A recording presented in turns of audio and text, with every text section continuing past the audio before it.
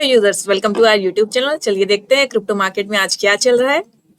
FTX exchange पे hold करता है 9 billion dollars liability against the $1 billion liquid assets. Crypto.com accidentally send कर देता है 320,000 Ethereum to Gate IO, but ये fund within a day recover भी कर लिया जाता है। इंडियन अथॉरिटी फ्रीज कर देती है 150 बिटकॉइंस को जो कि बाइनेंस क्रिप्टो एक्सचेंज पे होल्ड थे। यूएस ट्रेजरी सेक्रेटरी और इंडियन फाइनेंस मिनिस्टर डिस्कस करते हैं क्रिप्टो रेगुलेशन को।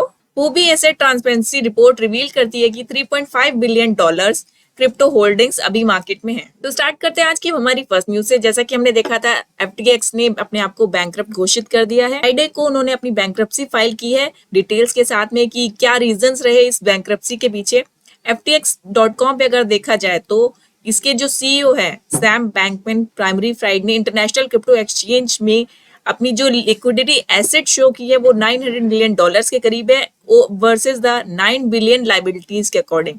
तो डेटा ये शो करता है लाइबिलिटी ज्यादा है रेदर देन हिज लिक्विडिटी। और अगर बात करें FTX यूजर्स की कि उनके साथ क्या होने वाला है, कई सारी सिनेरियोज हमारी देखने को मिल रहे हैं। अभी FTX इंटरनेशनल ने सिग्निफिकेंट लॉसेस देखे हैं डे टू डे। साथ ही 2022 में अगर देखा जाए तो टेरा लूना का जो कोलैप्स हुआ था वो भी एक बहुत बड़ी न्यूज थी, जिसकी वजह से क्रिप्टो मार्केट में काफी ज्यादा हलचल देखने को मिली थी। FTX की अगर बात करें तो ये एक बहुत बड़ा एक्सचेंज था, बट इस तरह से उसका बैंकरप्ट हो जाना क्रिप्टो यूजर्स साथ ही क्रिप्टो मार्केट के लिए बहुत अच्छी बात तो नहीं है। अगर रिपोर्ट की माने तो ये एक्सचेंज अपने जो लाइबिलिटीज हैं उसको उसने बैलेंस शीट में शो किया है। अदर जो क्रिप्टो ऑर्गेनाइजेशन है उन पे भी क्वेश्चन मार्क आ गया है। अब बात करते हैं Crypto.com की तरफ से किए गए एक एक्ट की, जिसमें कि 320,000 के इथेरियम गेट IO में एक्सीडेंटली ट्रांसफर कर दिए गए। CEO ने इस न्यूज को कंफर्म किया है कि ये जो फंड्स हैं उन्हें रेस्क्यू कर लिया गया है। जो इन्वेस्टर्स थे उनके से जो प्रोसेस और फीचर्स इंप्लीमेंट किए गए हैं रिकवर करने के लिए, वो सारी डिटेलिंग उन्होंने दी है। साथ ही FTX जो फॉल किया उसके जो रिजर्व्स थे उसके अकॉर्डिंग जो रिस्क है और जो इम्प्रोवाइज इन्वेस्टर कॉन्फिडेंस है उसे भी बढ़ाया जा रहा है।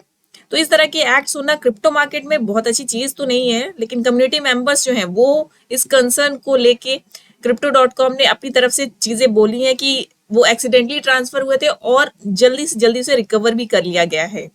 साथ ही अगर बात करें तो ऑन चेन डेटा कंफर्म करता है कि Gate.io ने रिटर्न कर दिए हैं ये 285,000 इथेरियम Crypto.com को, जो उनकी तरफ से एक्सीडेंटली ट्रांसफर हुए थे। अब बात करते हैं, इंडियन अथॉरिटी ने करीब 150 बिटकॉइन को फ्रीज कर दिया है। इंडियन इन्फोर्समेंट डायरेक्टरेट ने का कहना यह है कि वो उन्होंने 150.22 बिटकॉइंस को क्रिप्टो करेंसी एक्सचेंज पे फ्रीज कर दिया है, बिकॉज इस पे वो इन्वेस्टिगेशन करेंगी जो कि रिलेटेड थे mobile game application again nugget से, और उनके अकॉर्डिंग ये फ्रॉड करने के लिए पब्लिक के साथ लाए गए थे, इसलिए उन्होंने इस BTC को फ्रीज कर दिया है। अब वो इस पे इंक्वायरी करेंगे कि इसके पीछे की क्या रीजंस हैं। साथ ही ऑफिशियल ED ट्विटर अकाउंट से इस ट्वीट को एक्सप्लेन किया गया कि एजेंसी क्रिप्टो वॉलेट और यूजर ID दोनों को क्रिप्टो एक्सचेंज बाइनेंस पे चेक करिए, इसलिए उन्होंने ये 150.22 BTC को फ्रीज किया हुआ है।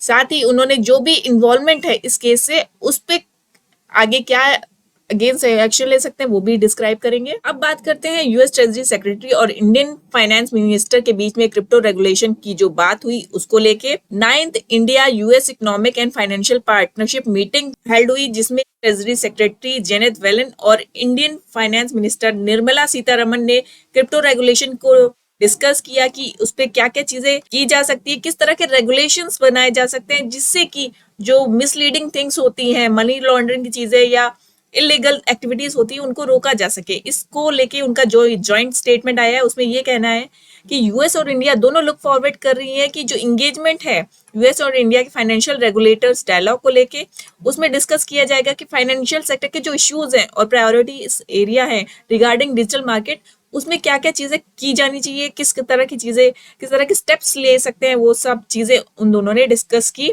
ताकि एक रेगुलेटरी फ्रेमवर्क बनाया जा सके जिसमें कि IMF भी इन्वॉल्व होगा और इसे लीड करेगा क्रिप्टो रेगुलेशन को दोनों कंट्रीज में। अब बात करते हैं हुबी की।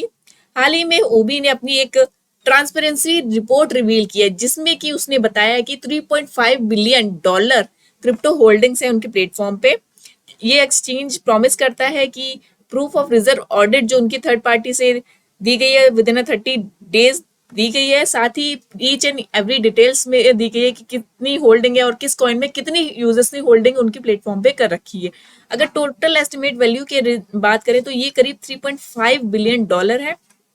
साथ ही हुबी का ये भी कहना है कि जो हुबी ग्लोबल है वो अपने यूजर्स को लेके नई नई चीजें लाते रहता है, जिससे कि डिजिटल एसेट एक्सचेंज में जो वॉल्यूम है वो और ज्यादा क्रिएट हो, और जिस तरह की कंडीशन चल रही है क्रिप्टो मार्केट की उसके साथ कोरिलेट करने की कोशिश कर रहा है, ताकि जो यूजर्स हैं उन्हें कोई भी परेशानी ना हो, क्योंकि इस टाइम पे बेरिश मार्केट चल रहा है, हम सब जानते हैं, और उससे टैकल करना इजी टास्क नहीं है, बट इसके लिए एक्सचेंज साथ ही साथ यूजर अपने लेवल पे जो भी हो सकता है वो सब कर रहे हैं।